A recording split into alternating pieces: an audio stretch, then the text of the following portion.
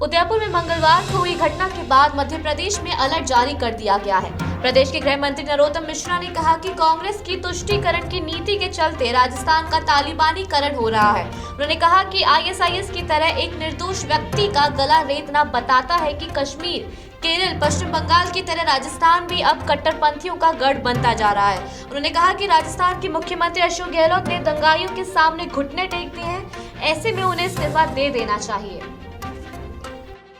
हनुमानगढ़ में हड्डा रोड़ी हटाओ संघर्ष समिति का धरना मंगलवार को भी जारी रहा। ग्रामीणों ने प्रशासन पर आरोप लगाते हुए कहा कि धरने पर बैठे 22 दिन हो गए हैं, लेकिन जिला प्रशासन ने कमेटी का गठन कर खाना पूर्ति कर दी है। वहीं दूसरी तरफ ग्रामीणों को डराने के लिए अतिक्रमण के नाम पर लाल निशान लगवा दिए हैं। संघर्ष समिति के संरक्षक लीलाधर शर्मा ने कहा कि प्रशासन कुछ भी कर ले, लेकिन ग्रामीणों का धरना जारी रहेगा। ग्रामवासियों ने मुख्यमंत्री के नाम पोस्ट कार्ड अभियान चलाकर 1000 पोस्ट कार्ड मुख्यमंत्री के नाम पोस्ट भेजे और वस्तुस्थिति के बारे में अवगत भी कराया। राष्ट्रपति चुनाव नामांकन से जुड़े नियमों को चुनौती देने वाली याचिका पर कोई आदेश देने से सुप्रीम कोर्ट ने मना कर दिया है। बम महाराज नोटैया नाम की याचिकाकर्ता के नामांकन भरने के लिए 50 सांसदों और विधायकों को प्रस्तावक बनाने के नियम को गलत बताया था। उनका कहना था कि वे 2007 से राष्ट्रपति चुनाव लड़ने की कोशिश कर रहे हैं, लेकिन ये नियम उनके आड़े आ जाते हैं। राजस्थान सरकार के किसानों को सहूलियत देने और लोन के बोझ से बचाने के लिए कई तरह की योजनाओं की शुरुआत की है, जिसमें से एक ब्याज अनुदान योजना है।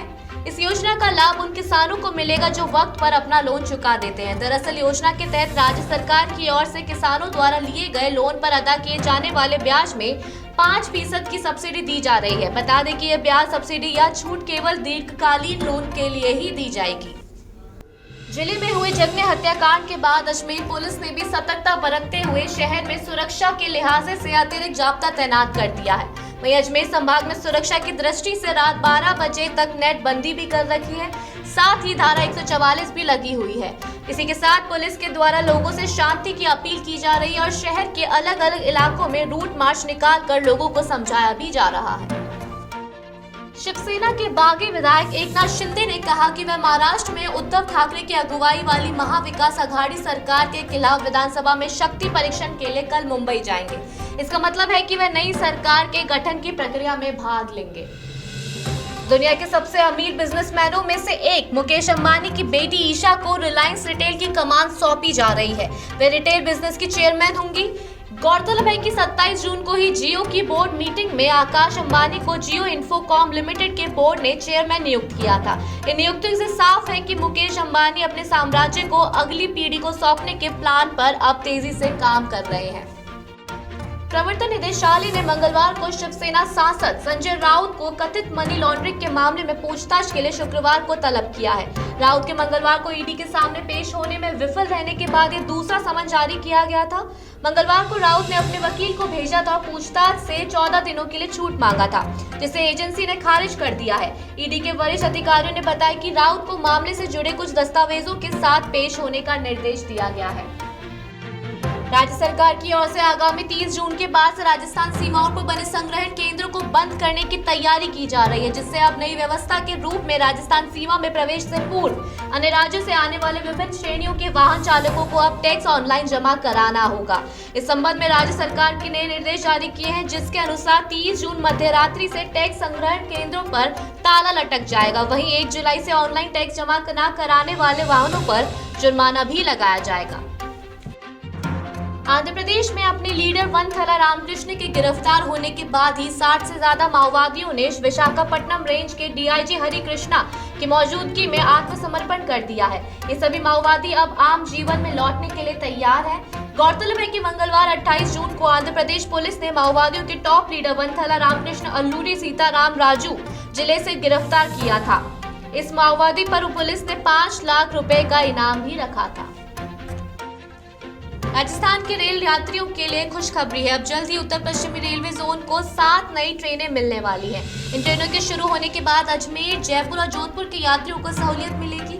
दरअसल जून महीने में बेंगलुरु में देश भर के रेलवे अधिकारी बैठक में शामिल होने के लिए पहुंचे। इसमें उत्तर पश्चिम रेलवे के जीएम भी शामिल हुए। कोचिंग सिटी कोटा के हैंगिंग ब्रिज के पास चंबल नदी के पिकनिक स्पॉट पर मंगलवार को एक युवक और युवती के शव मिले हैं। शवों की हालत को देखकर अंदाजा लगाया जा रहा है कि वे 2 से 3 दिन पुराने हैं। दोनों ही शवों के पास कोई दस्तावेज नहीं मिलने के कारण अभी तक उनकी शिनाख्त नहीं हो पाई है। पुलिस ने शवों को स्थानीय अस्पताल की मोर्चारी में रखवाया है। युवक के हाथ पर किलर बाबा 302 लिखा हुआ है। पुलिस पूरे मामले की जाँच में जुटी हुई है। एलएसी पर चीन से चल रहे तनाव के बीच रक्षा मंत्रालय ने भारतीय सेना के लिए 3800 स्नाइपर राइफल और 78 लाख राउंड्स खरीदने के सौदे के लिए भारतीय कंपनियों को RFI जारी कर दी है। RFI यानी रिक्वेस्ट फॉर इंफॉर्मेशन किसी भी रक्षा सौदे के टेंडर प्रक्रिया का पहला चरण होता है। राजस्थान जिले के गांवों में अब जल्द ही अमृत सरोवर नजर आएंगे। सरोवर के किनारों पर पहुंचने वाले लोगों को खुशबूदार पौधे व वॉकिंग ट्रैक की सुविधा भी मिलेगी। प्रत्येक ग्राम पंचायतों में तालाबों को सुधारा जाएगा। सरोवर का कार्य नरेगा एवं अन्य योजनाओं के तहत कराया जाएगा। साथ ही मजदूरों को रोजगार मुहैया कराई जाएगी। 15 अगस्त से पूर्व इनका निर्माण करना होगा। केंद्र व राज्य सरकार में बनने वाले अमृत सरोवर के तहत होने वाले निर्माण कार्य प्रत्येक जिले में होंगे। और वहीं लगातार बढ़ रहे जल स्तर से राजस्थान के किसानों में खुशी है। जुलाई में संबंधित राज्यों के शेयर का निर्धारण करने के लिए बुधवार को बाखड़ा ब्यास मैनेजमेंट बोर्ड की बैठक शुरू हो गई है। वर्चुअल तरीके से हो रही बैठक में बांधों के जल स्तर के हिसाब से अगले माह का शेयर निर्धारित किया जाएगा। बाखड़ा नहर की रेगुलेशन की स्थिति जहां साफ हो गई है, वहीं इंदिरा गांधी नहर की रेगुलेशन की तस्वीर आज शाम तक बैठक समाप्त होने के बाद ही साफ हो सकेगी।